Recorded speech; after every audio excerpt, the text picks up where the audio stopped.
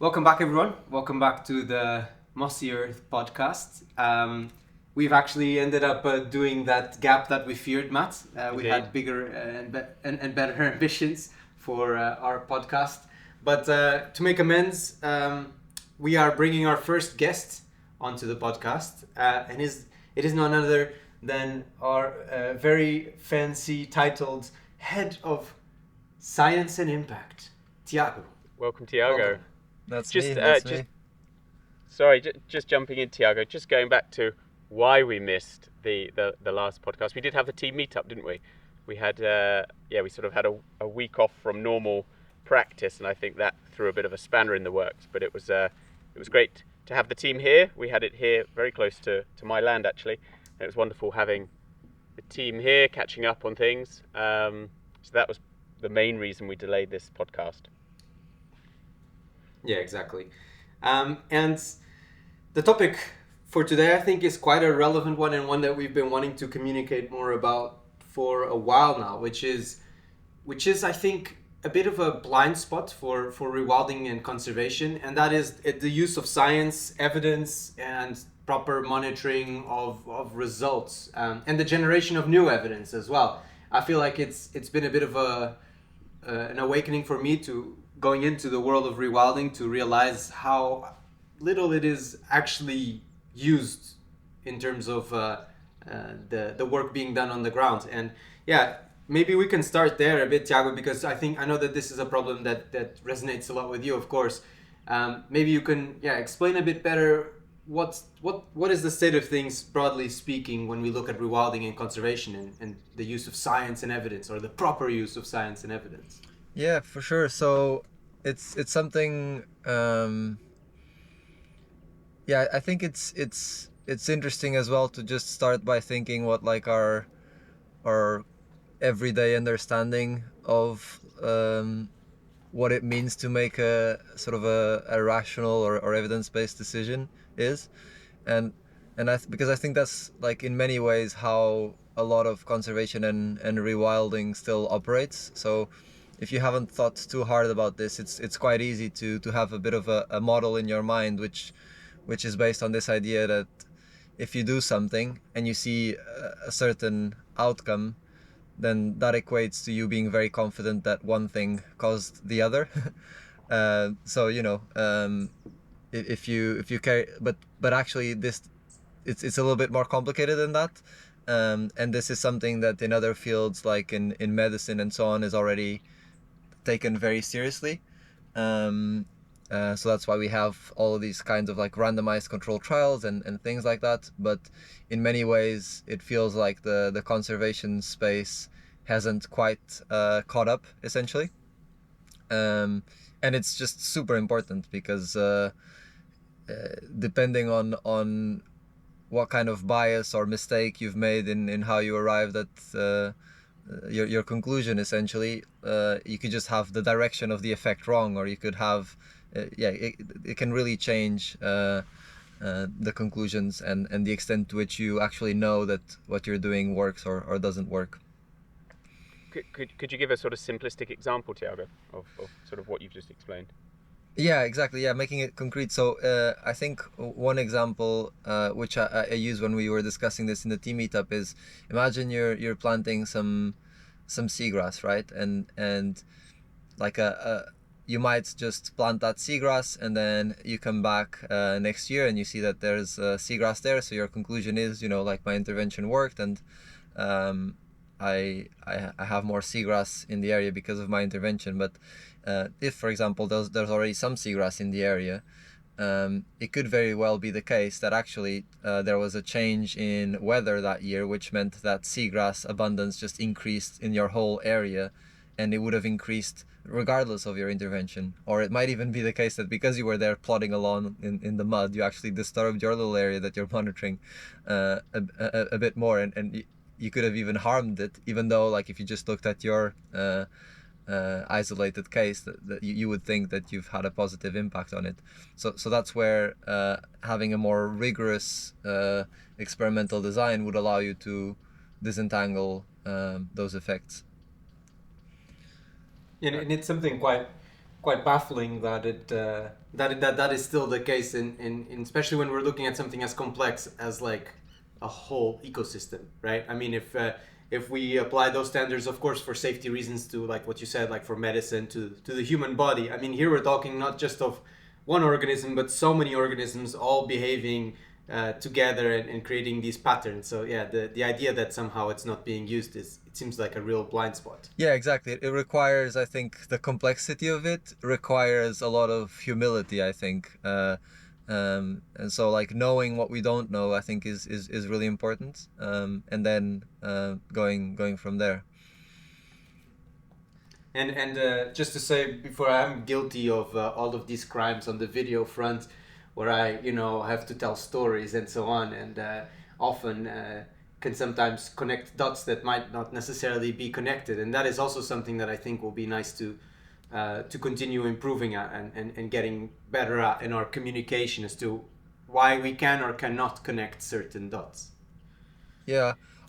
Although I also would say one thing is that like that's quite useful as well is like not to get into this mindset of like science and evidence being a way to prove or disprove things, like thinking about it as like an on and off switch. It's just a continuum, and everything starts based on, we put a lot of things together, including our own intuitions, like local knowledge. There's a lot that goes into what we think is true, sort of our understanding of like the logic of how an ecosystem operates, and that's okay. So I think it's almost more about being precise with the language to capture that uncertainty, as opposed to having this idea that we can like perfectly be like, okay, we only say things that we're very, very confident about, because otherwise we would have very little to speak about. And if I can just jump in, at the beginning you made the point, Tiago, that rewilding perhaps hasn't sort of caught up with other sectors, say like medicine, and what are some of those reasons? Yes, I think part of the challenge is, well, this complexity that we just mentioned, the fact that it's younger as a field, um, and also the fact that sometimes it can be tricky, to do these very controlled like experiments where you can get like unbiased understandings of the effects of your actions. Like it can be tricky to do these in the real world.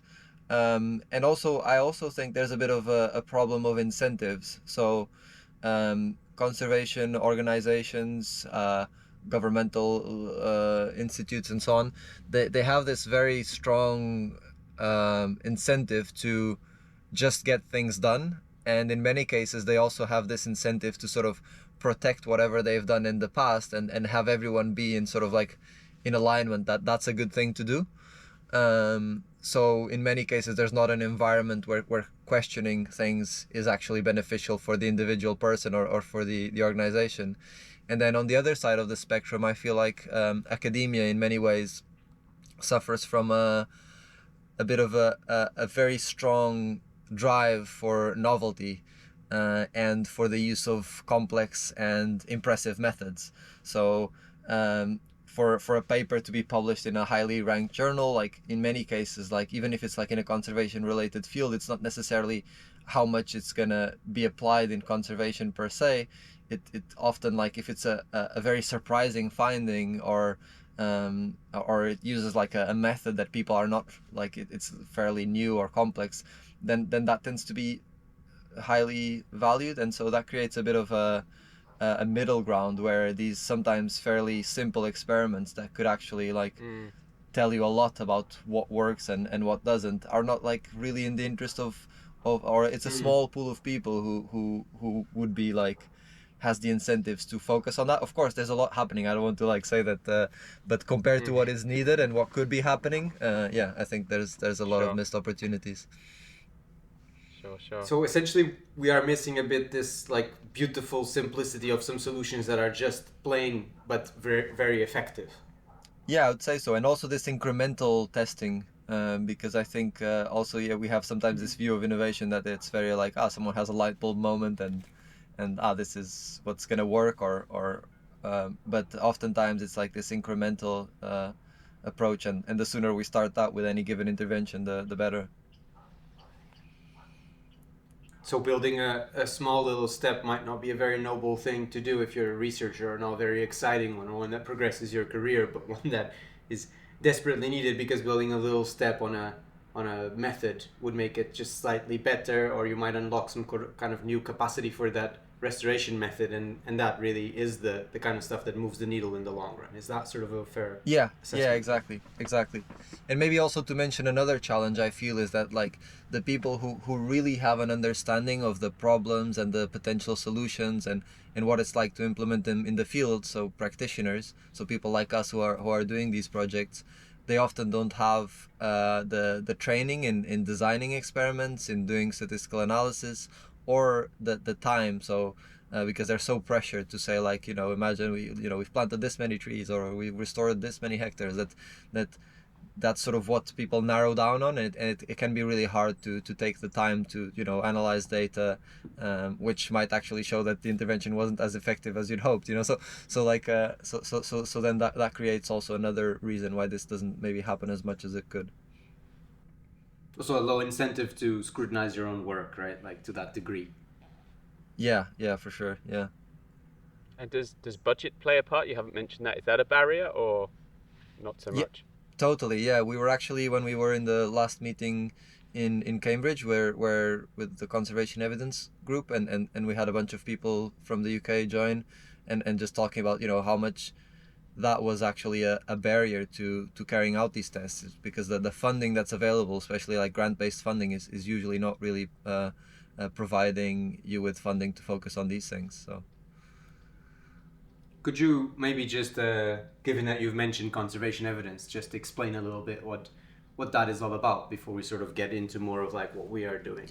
Yeah, so Conservation Evidence is a group based in Cambridge who really sort of spearheaded this movement towards using evidence in conservation, as the name implies, and essentially bringing this thing that was happening in medicine and was happening in other fields, where you were seeing big increases in the efficiency in outcomes by actually having practice be based on evidence, and sort of translating this to the field of conservation. So they're a group based in Cambridge, and they're connected to a lot of organizations doing conservation work. And from the beginning they've been working with practitioners and putting out guidance to help people implement these ideas, tools. And one of the big things they've done is actually this work of collecting and synthesizing evidence. So you can go to their website, Conservation Evidence, and you can search for an intervention, and for like thousands of interventions by this point, they went around and they actually had experts in that field analyze the outcomes of those interventions to understand if they tend to be beneficial and how strong the evidence is for that. So it's a really useful resource that also helps with this component of on the evidence use side of things. That's the other thing, is like sometimes people just don't have the time or the capacity to sift through the literature on the intervention that you're doing, and so a tool like this really helps.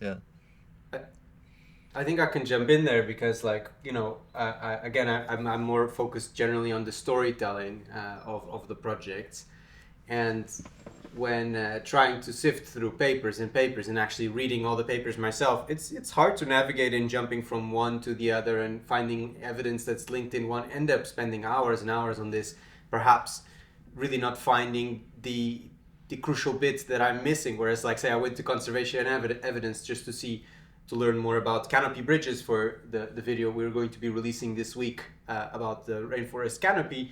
And it was all there. It is very clearly explained. All the papers are linked in there. The experts have done an analysis of the efficacy of the method and the evidence for it. And I just was like, everything's nice and clearly explained for me. And that made me think, like, if I was someone just trying to get something done on the ground, that this would be a very, very useful resource to go and sift through to find something applicable to my problem that I want to solve. Yeah, and it's like really a lot of work that goes into it, going through all these papers. They've done that, and it's really, really valuable. And it also touches on this thing that, like, once you, as you like that experience you had, of understanding how tricky it is to navigate the literature, like one thing that I've come to also understand is like, or it's a bit also like this humility thing of, to really, really, like, given how much we publish these days, and of course it depends on the topic, but it really requires that you sort of have read pretty much the majority of papers on a certain topic, so that when a paper comes out, you can actually judge it in the context of that literature, and that's what sort of an expert is, right? And given how much science is produced these days, it's just like you can't be that for everything that you want to know about. So having these tools really, really helps. And as an example, for example, let's say there's been a wildfire in a location, and there's a local community group that want to do something about it. Would this be one of their sort of first ports of call to see what would be the best way of sort of regenerating their local area?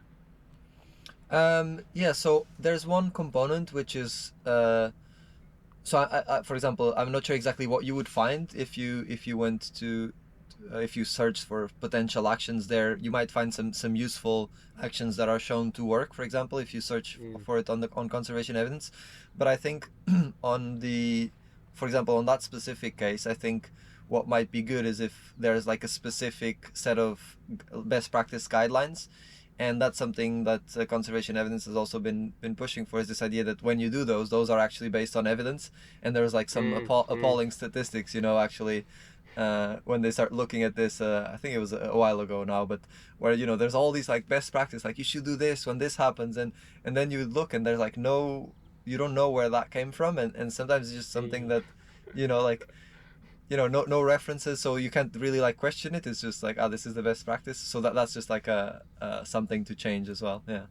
Sure. Oh, interesting. And just jumping across here to another point that I felt like just before we get into our own projects, I think you highlighted two other problems to me that were quite new in some way. Like this varying quality of evidence was one of them, and the way that people sort of use evidence and design their experiments based on it. Like that was new to me and really interesting. So maybe you could shine a bit of light on that as well.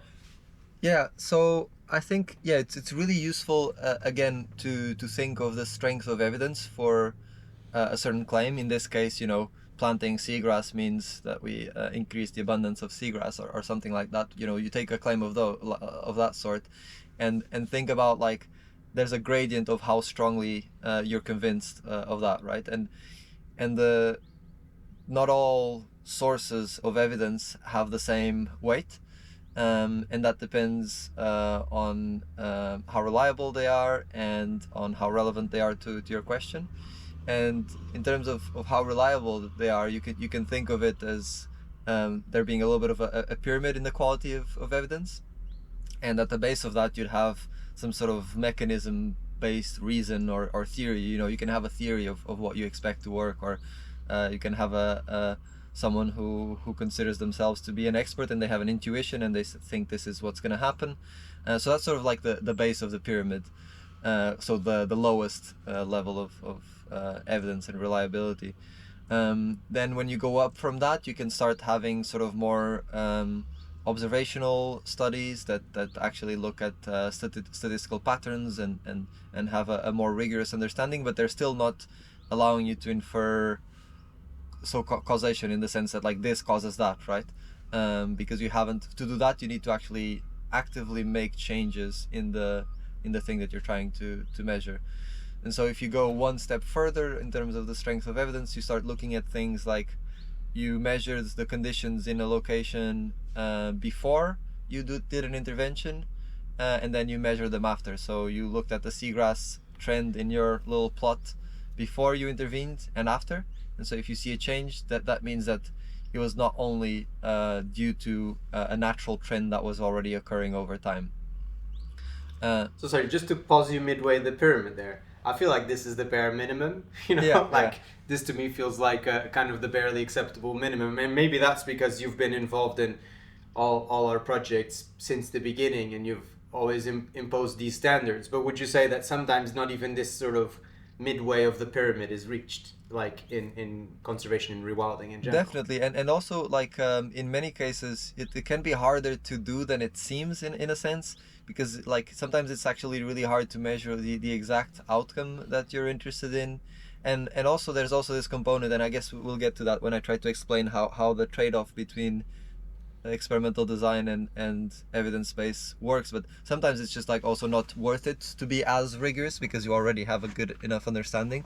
um, so so yeah, but I would say yeah, I think it's a fair thing to say that this should pretty much be seen as the bare minimum, I'd say. Yeah. Okay.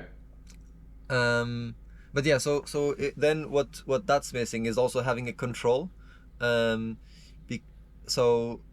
because there's a lot of also variation in space, in a lot of things that matter to us in the environment, all kinds of variables that we're not even aware of, soil properties and all kinds of things. So having appropriate controls allows us to actually look at these effects while discounting these unseen trends in time. So any trend that we are not aware of that doesn't have to do with our intervention, and unseen trends in space. So certain things might be observed in your test location, but not elsewhere. So it allows us to discount that essentially.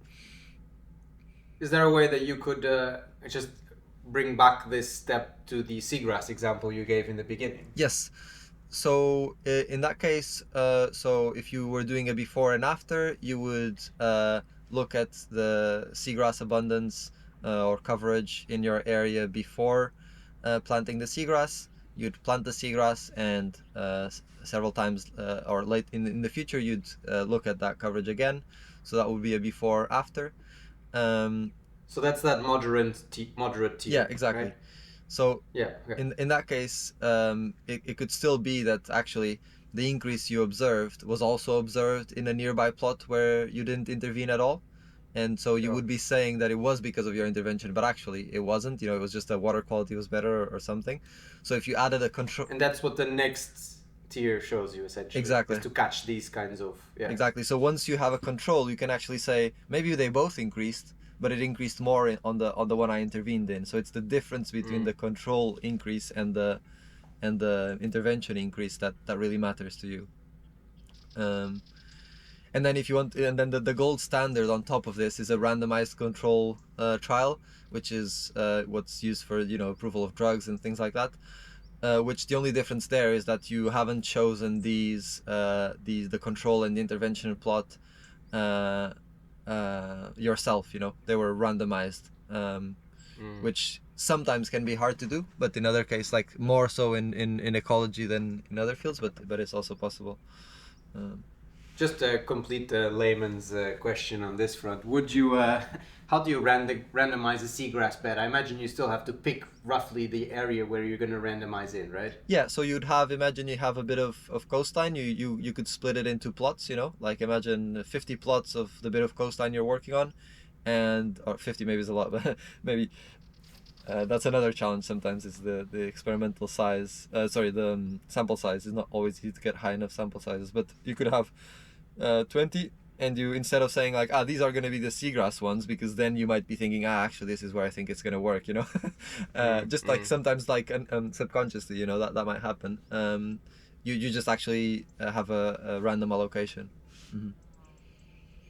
But this tier 2, that would already be like quite a sort of let's say, like, if we could hit that one frequently enough, that would be a really high standard of sort of essentially monitoring the actual effectiveness of our interventions. Yeah. Before after control impact is like a huge step up, and in many cases it's already like, it's really good. Yeah, for sure. Yeah. Nice. And then all of this connects neatly with this evidence use and experimental design that you were just talking about. So yeah. And then maybe just to say that at the top of it all is this component of like, when you collect a lot of studies that say the same thing, right? That's when you're really convinced, and when they're really relevant to what you're asking. Yeah, so that would be a sort of the top of the pyramid. But yeah, so in some way, a little bit like conservation evidence is kind of like trying to generally hit the one quite frequently by collating the evidence, having it analyzed by experts, and just so in some way that is kind of the ones. Exactly. Yeah. As well. Yeah. Sort of the top of the evidence pyramid. And in terms of how it connects with experimental design, so this was interesting because I was mentioning this meeting we had not that long ago with the conservation evidence team, and we're thinking about like trying to capture, like, since we've been doing this for a few years, what are some of the lessons we've learned that maybe are useful for other organizations, and how we think about this. And so I was with Ellie discussing this and trying to put together our thoughts. And so Ellie is also on the working on these things with me on the science team, and we came up with this little diagram which captures this. This is your invention. Yeah. I thought it was just like taken from a textbook somewhere. Yeah. Tiago seems quite like solid. Tiago is the man of modesty. Just No, yeah. I would have claimed it. Massively. Your name had been all over it. This methodology. Yeah, it'd be like the Duarte evidence use in experimental design matrix. Sir Duarte. Yeah. No, but actually, I'm getting more and more happy with it because I've had a few conversations. Actually, even recently, someone was asking us about our monitoring. I had a call with them, and it's like, I do think it's kind of like it connects a few, like. For me, it was huge.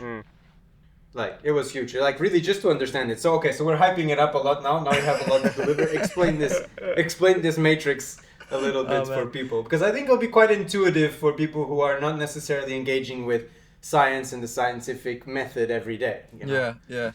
So essentially, we've already touched on this idea of you can have a strong or a weak experimental design, right? One allows you to say this caused that, and by this much. The other one doesn't really.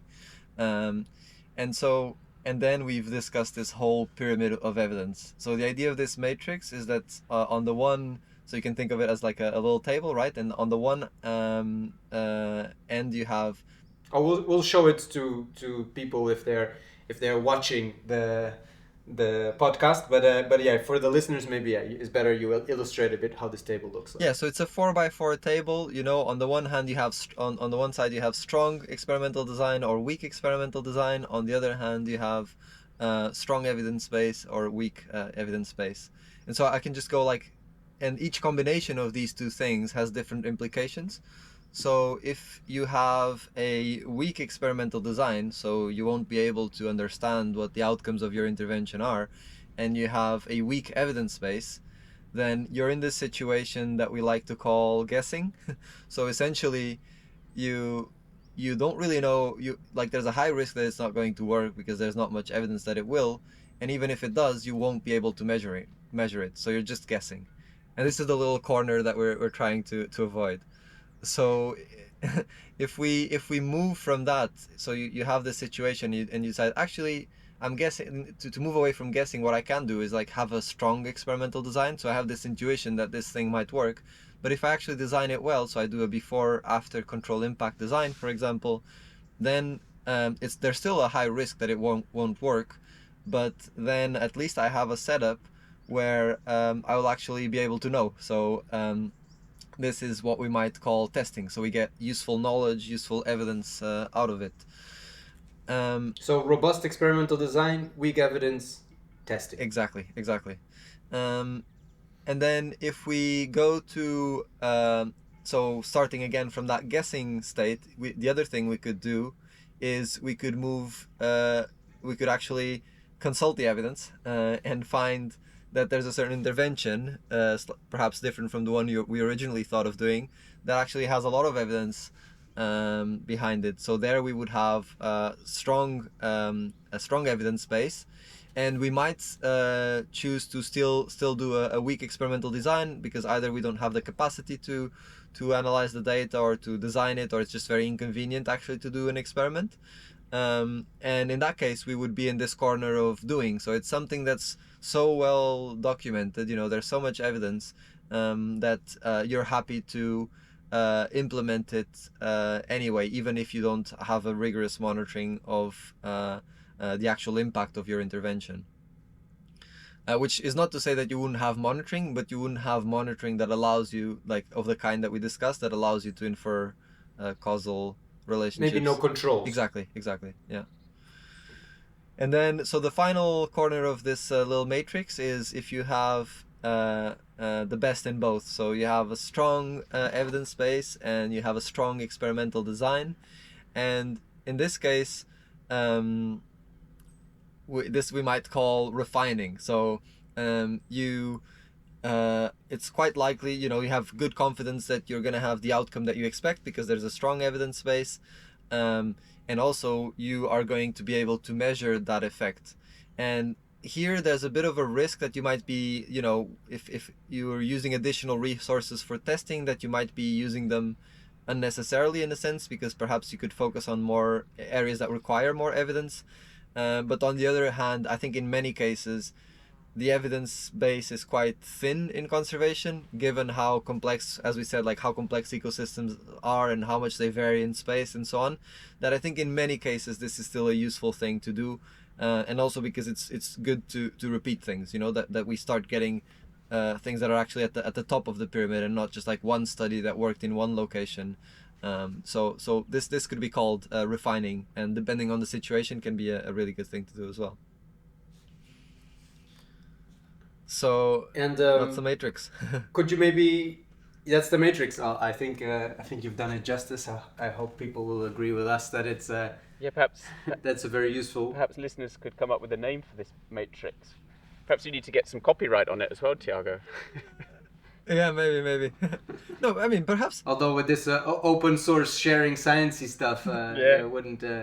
No, not copyright, but maybe it would be. I don't know. Maybe it would be interesting to write something up somewhere about it. I mean, actually, there's a blog post will come out in the conservation evidence soon, where I included a little bit about this matrix. So that's out there. But yeah, maybe a little paper where we apply this to some case studies might actually be interesting. Maybe that's something we could work with the team there. Well, I think that also just to maybe add to that point a bit about how we are seeking to talk more about these things, and I think I'll touch it on this also a little bit later in the podcast, but we do intend to communicate a little bit more using these tools, like this kind of matrix, for instance, for a type of intervention that we are implementing to, really help our viewers connect with like the scientific side of our work, so that it is a bit more obvious why we're doing a particular thing. Are we testing? Are we refining? And hopefully we'll never be guessing. Exactly. Yeah. I think it's really useful to classify things like that. And sometimes, it's hard, but even the process of understanding is very clarifying for me whenever I've tried to do it. Could I sort of just jump in as well? I think it might be nice for the listener, because we sort of parachuted into a lot of information, haven't we? And perhaps just we rewind. So Tiago, we took you on as a conservation biologist sort of 5 or 6 years ago, and this subject was of importance to you even back then, wasn't it? And just if you could tell us a bit about the journey from when you started to the processes you set up, the team you started to build. You just briefly mentioned Ellie, and you've mentioned conservation evidence. Yeah, just a very brief journey as to where you've come from and what you've set up and where we are now, and then that perhaps might lead nicely into sort of how we're applying it to our projects. So for me, what's interesting as well, so I did biostatistics for my master's, and I've always and I was doing research before I joined Mossy Earth, and so it was a really interesting transition for me to then come into this space where we're more in the doing business, right? And to see this contrast and these the things I was mentioning about the incentives and so on, I really gradually started to see that there was a lot to do in the middle, and then naturally, as soon as I found about conservation evidence, I was like, this is amazing. I started reading their papers, and then we had a first call, and I just felt like all these things that I had been thinking in my head, I found people who were thinking in the same way. It was very it was super. Sure. It's one of those calls where yes, I found found your tribe. They understand what I mean, the frustrations and then from then on, it's been a journey of implementing these processes, and then the other thing I'd say is some of these things are challenging to do are more challenging to do for smaller projects, and also like it's a bit harder to navigate these trade-offs between time spent analyzing the literature and time spent designing an experiment for smaller projects, because then yeah, you're a bit more tight, right? But now where we have bigger projects where we're doing interventions that actually we intend to carry out at scale and so on, then I feel like everything is really coming into its own, and also we have a bit more experience from all the different projects we've done with partners around the world of what can be done, and so I think now we're in like a very, very like exciting space where if we do things right, we can, this is my hope, we can really start having these case studies that people not only like the impact of what we're doing already and the evidence we generate, but like if we showcase it well, that people are like, oh yeah, this is actually something you can do and you can learn, and sort of also help shift the culture to this being like more normal. So I'm really excited about that. And who's in your tribe? Who's around you? You've mentioned Ellie, but you've got others as well. Yeah, so I mean, I guess all our biologists. I mean, I wouldn't maybe go on and list everyone, but everyone, is one thing that's been nice is as we've grown the team, at this space, we've over time we all discuss these things, and what I really like is I think a lot of these ideas are really like embedded in our team of biologists, and I think there's that's like really valuable, because a lot of it is also about understanding, like if everyone understands these principles, then I think that sometimes can have more impact than if we have like a very strict process that people are not like really in like that doesn't resonate with them, And I mean, well, you hire them, right? So they better be good on these ideas. But yeah, so maybe let's shall we just connect a bit with our projects, because I thought it was quite interesting that you developed a few tools or adapted a few tools that seem to be quite central on how we can frame a project from the point of view of evidence, assumptions, and outcomes. And I feel like that's like the central piece of how I view projects right now, these intervention logic diagrams. So, do you want to maybe explain a little bit of how you got there and what's the purpose is and how people should look at them? Because we're going to start putting them like in a lot of places. So we once we started, I mean we've always been sort of trying to refine our methods, and we look into what other people are doing. There's different kinds of conservation standards. There's the Society for Ecological Restoration has these standards. In the very early days, Hannah and we did a course as well that was looking into sort of developing strategies for conservation. And then there's also this book recently, transforming conservation from conservation evidence, that's like really useful. I think if people are interested in this topic, I really recommend. It's like you can download it for free. It's a PDF you can download online, and you learn so much just picking up a chapter there and going through it. And essentially, sorry, could you repeat the name, Tiago? Transforming Conservation, I think it's called, by Conservation Evidence. Can add that to my list as well. Thank you. Yeah, it's so good. It's so good.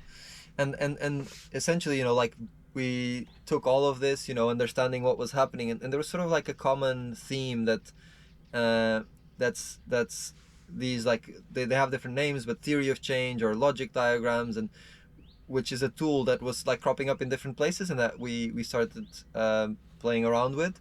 And the idea of these diagrams is that essentially you want to really clarify what is the logical argument you're making, and you do this in the form of a diagram. So when you say that this is going to cause that, you want to split it up into all the different pieces that have to come together for that to be true, and how they're related to each other, and what assumptions need to be true for that to be the case. So for me to plant seagrass and for it to lead to this outcome, it has to be the case that there's a lot, like if there's a lack of seed source, so that it wouldn't regenerate naturally. There's a bunch of or that conditions are good for it. There's a series of assumptions that need to be true for that to be the case.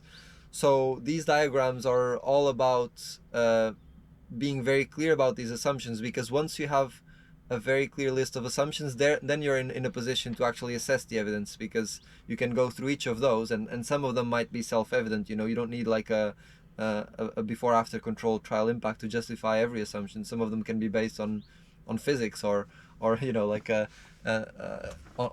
different ways. But if you do that, then you can get a very clear picture of just how confident you are about your whole logic, and you can also communicate this to people, which I think is really valuable as well. Yeah, I found them a really intuitive way to navigate things. So maybe just for the people who are then viewing this podcast in video format, what would be a nice intervention logic diagram that we could quickly run through? Would you be able to mentally do one here for the seagrass, or do you have something ready that we could quickly talk about? Let me see. Perhaps, I mean, there was this one I was using, because maybe that's one we've done already that we can share, is something we're working on for this, for the project in the Mira, which is essentially to install an automated system for wildfire detection. And for that to have the effect we want, which is essentially to reduce the frequency and intensity of wildfires, for that to be the case, you know, you can have like a series of steps that lead to, you know, from installing this system towards that situation. And one of the things that will happen is, you know, like there will be a reduction in, you expect there will be a reduction in time to detection of a wildfire in the region. So that assumption, okay, what's that based on? Then you can go and see, you know, has this technology been used before? What kind of like time did it take to detect the fires and so on? And then you can evaluate that. And then if you follow on from that, you're like, okay, they're detected earlier, but what tells me that this actually means that they're going to be put out earlier and that this is going to reduce the burnt area, for example?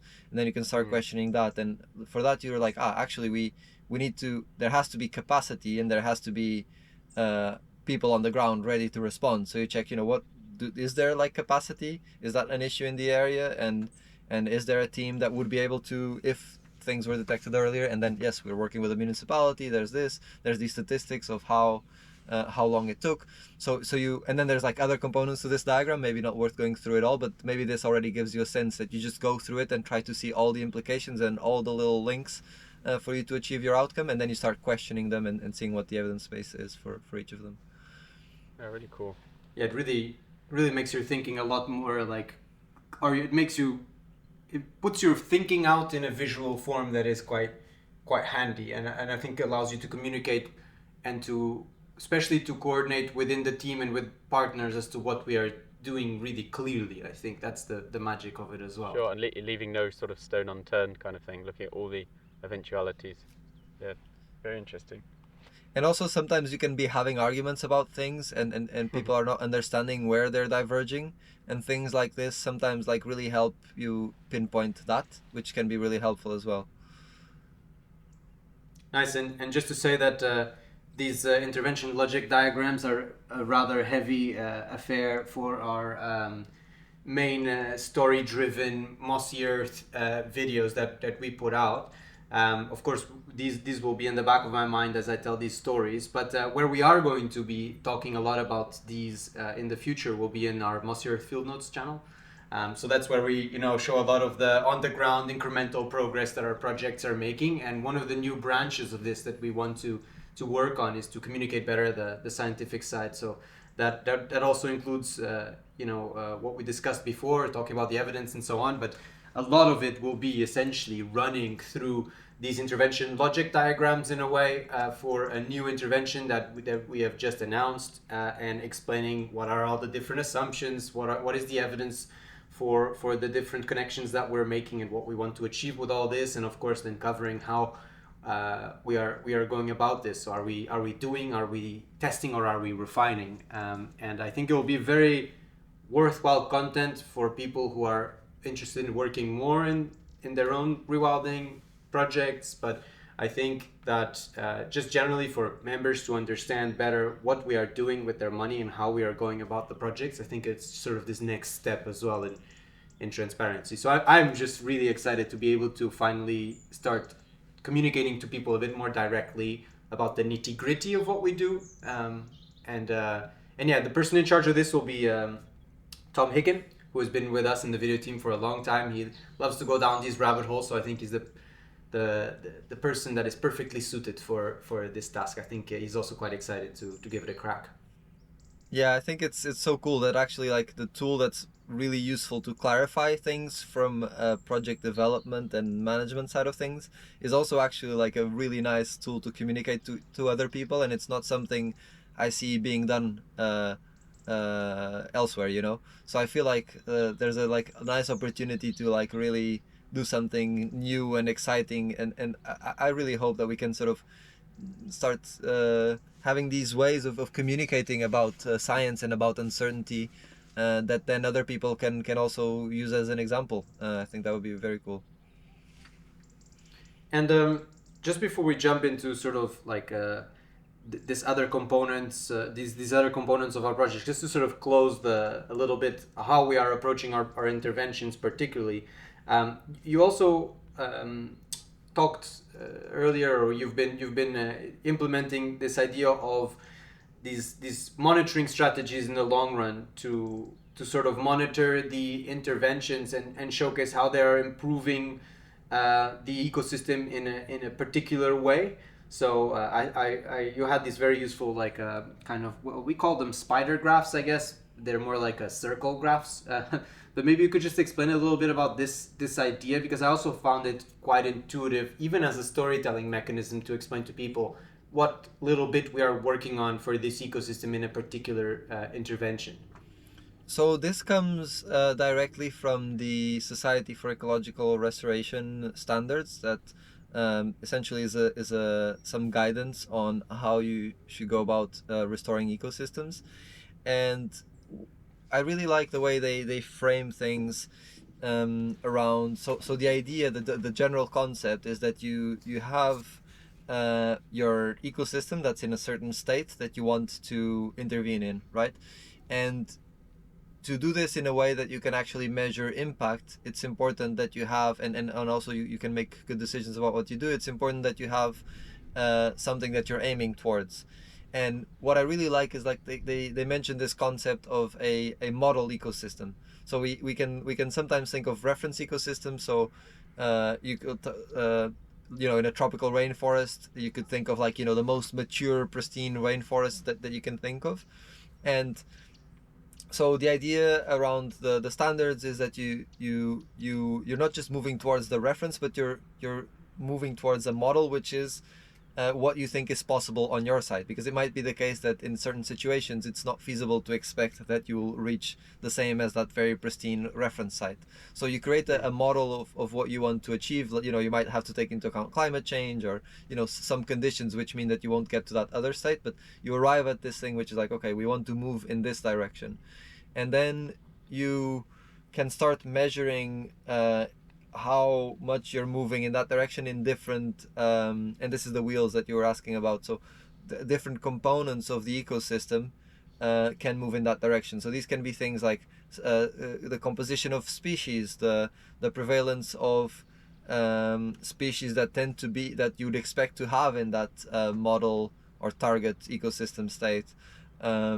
The absence, to what extent have you reduced like for example invasive species that would be preventing the ecosystem from progressing towards that state that you're aiming for, or even like what's the trophic complexity, is there a bit of the trophic chain that's missing, or have we like increased, like have we all of a sudden have a certain bit of the trophic chain back. So this is just a way to capture different dimensions of progress, which I really like, because it goes beyond this. Sometimes sometimes we fall into the trap of being like, this area is restored, and it's just what does that mean, and I think this really makes it quite concrete, and it's something like we're at the very early stages. We've read about this, and it seems like really widely applicable, and we really, with the hubs now, we really have a lot of opportunities to work with it.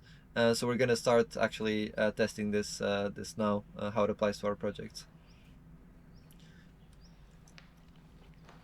Nice. Yeah, I really like this idea, and for instance, I visualized these wheels very clearly with something like a coral reef where a lot of this is a lot more exposed and obvious and clear for you to see, and I just imagine like, yeah, how it might change across some of these different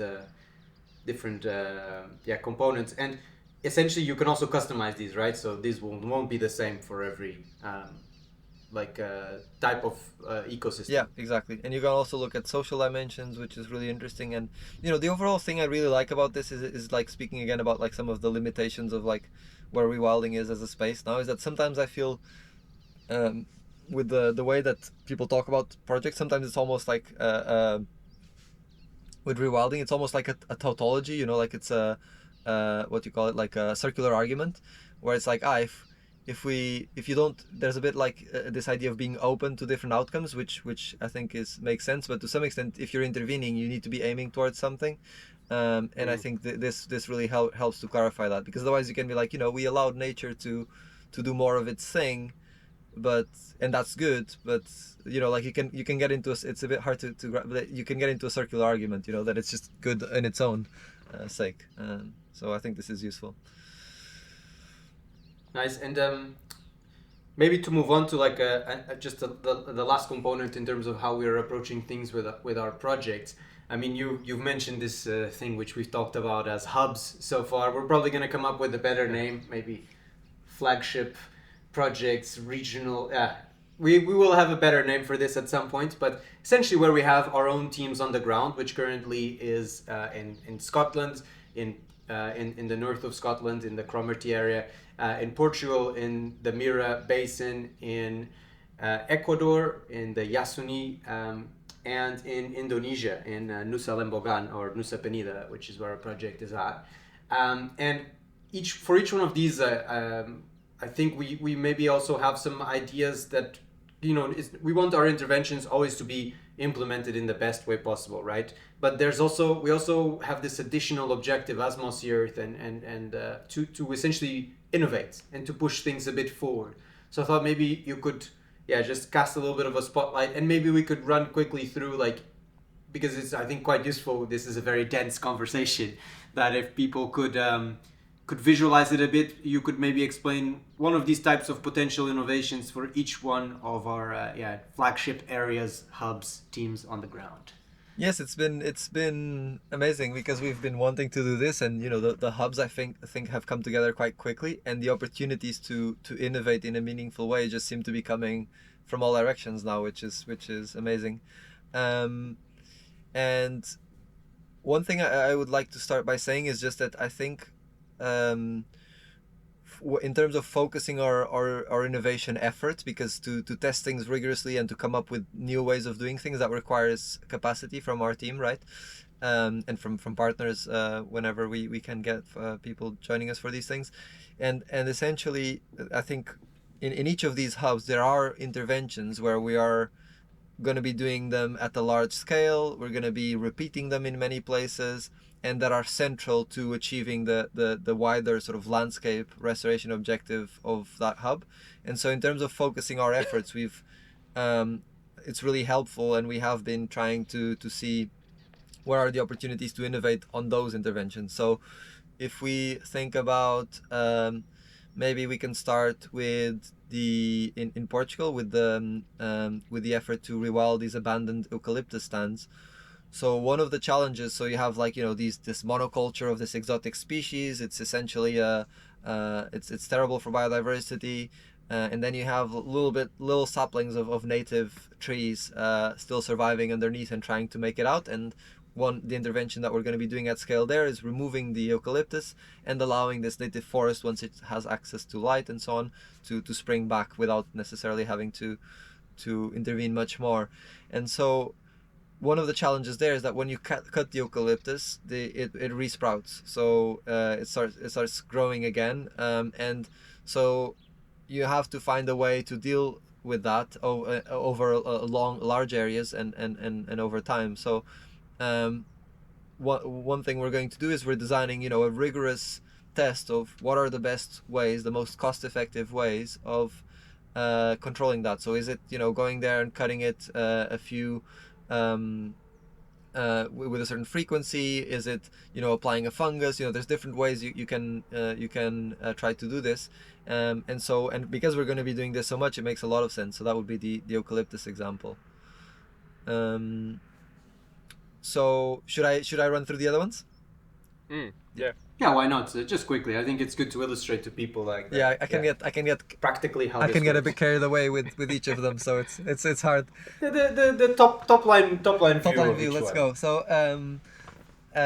So with the coral, essentially, we're attaching coral fragments to these metal structures for coral restoration, and this is usually the gold standard, and the common practice is doing this with these plastic zip ties. And so we've been testing different biodegradable materials so that we can reduce the amount of plastic that goes in the ocean. In Ecuador, one of the challenges there for the wider region is that you have these oil roads, which really affect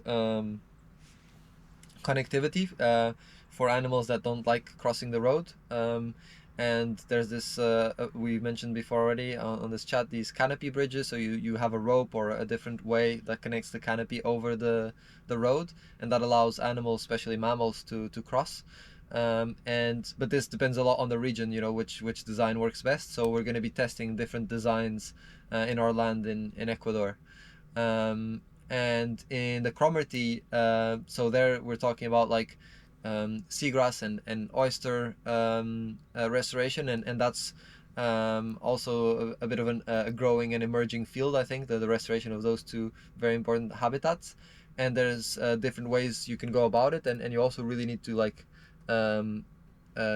test things in your local area to see if they work. So there will be a case of continually refining and looking at cost effectiveness. How much does it cost to restore 1 hectare of this, and trying to like push that figure. So yeah, that's a very quick tour of some of the innovation opportunities that we're getting into right now, which is really exciting. Nice. And speaking of innovation, maybe we could finish this podcast by talking about this Mossy Earth innovation program that you and Ellie have designed. I think it's a really exciting, completely different new thing that we are doing that could be quite big. But yeah, I'm curious to hear your pitch for it. Yeah, we've mentioned it before, haven't we? But I think hearing it from the horse's mouth will give it the credibility it deserves. Let's hope so. So it we talked, at the beginning of the conversation, we talked about a little bit like this problem of incentives, and I guess like from this conversation, people will already have a sense of why there's this feeling that perhaps there's not as much testing as we'd want. And this program is essentially designed to stimulate that innovation by tackling some of those issues. So the idea is it's a small grant scheme for people to carry out tests of ways of restoring ecosystems using a robust experimental design. And so the the idea is like anyone will be able to apply, really, because we have this feeling that often innovation can come from unexpected places, and we will be providing funding to help people carry out these tests, and we will also be helping provide guidance on how you go about designing an experiment, so people can, if they're not so familiar with this, can be familiar with these concepts we discussed here about the before-after control impact, for example. And the outcome of this, like in our view, is that we start having more people do these tests. They can come up with new exciting ways of restoring ecosystems, and many of them won't work. That's just the nature of innovation, right? But some of them could have a huge impact if it's like an intervention that's done at a large enough scale. You can with a small investment, if you learn something that's applicable at a large scale, we could, like, I think for Mossy Earth it could be a way for us to punch above our weight, given how much money goes into and is going to in the coming decades into conservation and restoration. Any learnings done now can really have a huge impact. And maybe it's a bit like betting on kind of, it's a bit like diversifying a portfolio of sorts. You bet on some really safe stuff that will be good investments, and then you invest in some things which are complete wild cards, but the result could be like, exactly, really, really big. exactly, right? Yeah, I think it's a great parallel with that. So yeah, our other our normal projects, don't have this high level of risk, but here you have a higher level of risk, but you also get rewards that of a scale that's not realistic for the other side of the portfolio, let's say. And I think that it was really cool when we pitched this to our members to see the feedback. So like you've of course looked at this, and more than 600 people replied, and the vast majority, except 4 respondents here out of 600 people, seem to very, very much in support of this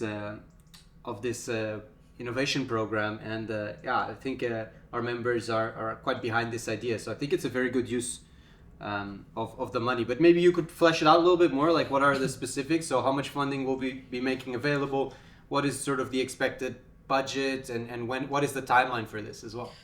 Yeah, so on the first round that will be this year, we are putting out we'll have £60,000 available for it.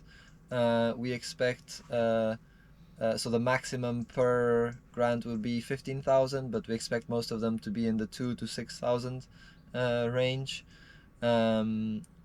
And there will be applications will open in February. We have this information. Some of this check all this information in the PDF, because we've moved things around a little bit, so I don't want to be giving wrong information. But yeah, so then the application will be open for 2 months, and then we will be going through the selection process with a panel to choose the best opportunities, and then we will be working with the selected teams for the following year to start implementing these tests. And I don't know, is there something I missed from your question? No, just to say, for a member, when would they expect to sort of maybe hear of our selection, right? Like, even if, of course, this will be at the start of these projects, so they're just ideas. But I think maybe that will be around springtime, May, June, maybe early summer. Yeah, exactly. Springtime, early summer, we should have people should know like what the selected projects are. And I think we're still thinking about like interesting ways to communicate it, and but we will be sharing it. We are certainly we're certainly gonna make Tom Hicken, he will be making a video on the Mossy Earth Field Notes channel explaining in depth about what we aim to achieve with this rewilding innovation, this Mossy Earth innovation program. So that's essentially I'm sure you'll be able to communicate a bit more on there about it, and we'll try to reach a wider audience with it as well, to get as many relevant applicants as possible. Yeah, just to reiterate it, it's open to everyone, isn't it? Individuals, community groups, associations, conservation organizations, the full spectrum, right? Right, yeah, it is. And the main thing is, like, if depending on what you're proposing to do, you need to provide us with confidence that you have the expertise and the know-how to do it, and that's essentially the what we're going to be looking at. And the other thing for me that I hope this achieves is that, like, by putting these examples out there of like these different tests done by different people, like if people then see this, they can also take it as inspiration, so ideally it's another thing that helps contribute to this, what I was calling like this culture of testing, that it becomes more common practice for people to do these things, and even unsuccessful applicants, they've already learned a bit about the process and so on, so maybe this they can find another way to make that test happen, because depending on how many applicants we get, we won't be able to do everything, of course. Very cool. Yes, really exciting. Okay, Matt, Tiago, any final points to add to this discussion about science? No, I think we covered a lot. Really interesting. Thank you for your time and insight, Tiago. It's a really exciting stage of Mossy Earth. I look forward to seeing where all of these branches go. Yeah, me too. I hope that it wasn't too dense, because sometimes when you're in your head about these things, you can maybe be a bit jargony. But hopefully people find it interesting. And yeah, always curious to hear like also members' thoughts on these things. Um, so yeah, very curious to hear what people have to say about just the general topic as well. Yeah, just to let people know that we do read every single comment on these podcasts, at least let's say for the first week it comes out. So I'm sure myself and Tiago will probably be answering some of the comments down below. So yeah, if you have any questions, any thoughts, please let us know. And yeah, we tend to learn a lot from the hive mind of our members, our viewers on the internet. So it's a really nice relationship to have. Cool. Very, very exciting to be communicating more about this this sciencey stuff as well. That will be my final thoughts, because for me, I feel like this has been in the background. I've seen that it is possible. I've seen that we needed to dedicate more time in order to have the bandwidth to be able to communicate about it. But I think now, through this Mossy Earth Field Notes channel, we have found a pathway to communicate this. So for me, that is a really big deal, because I think there'll be an added bonus here, which will be essentially that's if we are able to make these concepts very clear to a large group of people that view our stuff on YouTube, and of course our membership base, which now is quite big as well. I think we'll be reaching a lot of people with these ideas, and if only a fraction of them end up working on something rewilding related and applying this, I think that'll be a huge win already. So that could be like I think a big bonus point for all of this as well. Oh, and even just to add on that, I feel like having the people who contribute to these projects be aware of these things, it's also really important, because then it means that it's more of something that people look for. People look for this rigor. It's like expected, so the standard can rise, and it can become more common practice as well. So I think it's really valuable for our members to understand this. Yeah. Nice. Okay. Well, thank you everyone for watching. Thank you, Tiago and Mats. Thank you, everybody. And we'll see you in the next podcast. Thanks. Cheers. Thank you. Cheers. Bye bye.